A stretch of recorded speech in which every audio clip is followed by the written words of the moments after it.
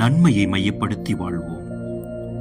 ஒரு முறை ஆண்டவரின் பெயர் அடங்காத பிற மத ஏடுகளின் காகித துண்டுகளை தூய பிரான்சிஸ் சேகரித்துக் கொண்டிருப்பதைக் கண்ட சகோதரர் ஒருவர் ஏன் அப்படி செய்கிறார் என்று கேட்டபோது அவர், மகனே, அவற்றில் ஆண்டவராகிய இயேசுவின் பெயர் எழுதப்படவில்லை என்றாலும் அவரது மாட்சிமிகு பெயரை எழுத உதவும் எழுத்துக்கள் அடங்கியுள்ளனவே.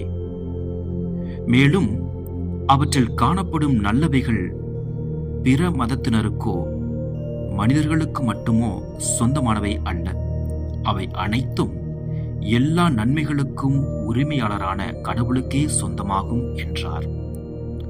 செலானோ முதல் நூல் 82. இன்றைய சிந்தனை: இயேசு எனும் நாமத்தின் மேன்மையை நாம் அறிந்திருக்கிறோம்.